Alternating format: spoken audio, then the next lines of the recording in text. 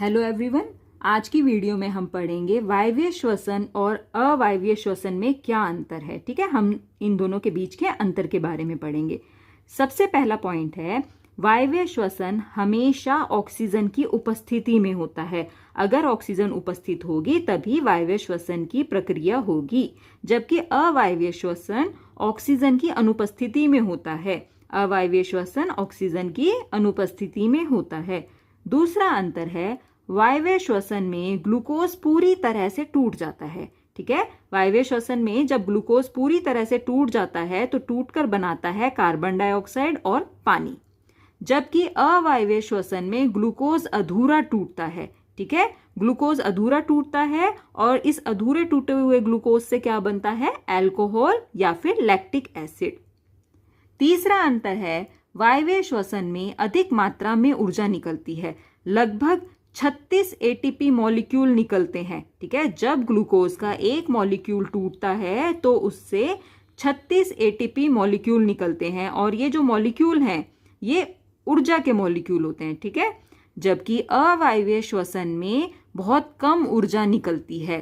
Glucose का जब एक मॉलिक्यूल टूटता है अवायवीय श्वसन में तब केवल 2 एटीपी मॉलिक्यूल निकलते हैं। ठीक है, तो जो ये 2 एटीपी हैं ये क्या है, ऊर्जा। चौथा अंतर है, वायवीय श्वसन हमेशा कोशिकाओं के माइटोकॉन्ड्रिया में होता है। यहाँ पर देखो, ये चित्र है कोशिका का और कोशिका के अंदर यहाँ पर ये है साइटोप्लाज्म और ये है माइटोकॉन्ड्रिया। तो वायवीय श्वसन की जो प्रक्रिया है वो कोशिका के माइटोकॉन्ड्रिया में होती है, जबकि अवायवीय श्वसन की प्रक्रिया कोशिका के साइटोप्लाज्म में होती है। ठीक है, देखो इस चित्र से आपको आराम से समझ में आ रहा होगा कि जो वायवीय श्वसन है वो कोशिका के माइटोकॉन्ड्रिया में होता है, जबकि अवायवीय श्वसन कोशिका के साइटोप्लाज्म में होता है। पांचवा अंतर है, वायवीय श्वसन अधिकतर उच्च जीवों जैसे मनुष्यों, पशुओं और पौधों में होता है, जबकि अवायवीय श्वसन कुछ सूक्ष्म जीवों जैसे यीस्ट तथा ऑक्सीजन की कमी होने पर कुछ मांसपेशी कोशिकाओं में होता है।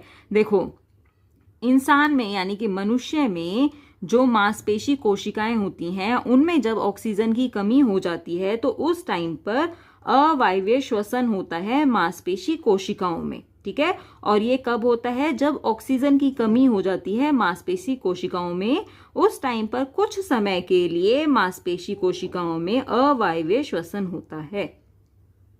छठा अंतर है, वायवीय श्वसन लंबे समय तक ऊर्जा उपलब्ध कराने में सहायक होता है। देखो, जब हम कोई भी कार्य लंबे समय तक करते हैं तो उस कार्य को करने के लिए जो ऊर्जा मिलती है वो हमें वायवीय श्वसन से ही मिलती है। ठीक है, जबकि अवायवीय श्वसन से ऊर्जा केवल कम समय के लिए ही मिलती है। मतलब जब हम कोई अचानक से कोई काम करते हैं तो उस टाइम पर अगर हमें ऊर्जा की जरूरत होती है तो वो ऊर्जा हमें अवायवीय श्वसन से मिल सकती है। ठीक है, सातवां अंतर है, वायवीय श्वसन कोशिकाओं के लिए कम हानिकारक होता है क्योंकि इसके अंतिम उत्पाद जैसे कार्बन डाइऑक्साइड और पानी ये आसानी से शरीर से बाहर निकल जाते हैं। ठीक है, इसलिए वायवीय श्वसन कोशिका के लिए कम हानिकारक होता है, जबकि अवायवीय श्वसन कोशिका के लिए ज्यादा हानिकारक हो सकता है क्योंकि इसमें लैक्टिक अम्ल या अल्कोहल का संचय हो जाता है। देखो, होता क्या है, जो लैक्टिक अम्ल और अल्कोहल बनते हैं अवायवीय श्वसन के दौरान ये कोशिका के अंदर ही इकट्ठे होते रहते हैं। ठीक है, इसलिए अवायवीय श्वसन कोशिकाओं के लिए ज्यादा हानिकारक होता है और जो वायवीय श्वसन है इससे जो कार्बन डाइऑक्साइड और जो पानी बनता है आखिरी में वो शरीर से आसानी से बाहर निकल जाता है। तो इसी पॉइंट के साथ हमारी आज की वीडियो वायवीय श्वसन और अवायवीय श्वसन में अंतर यहीं पर कंप्लीट होती है।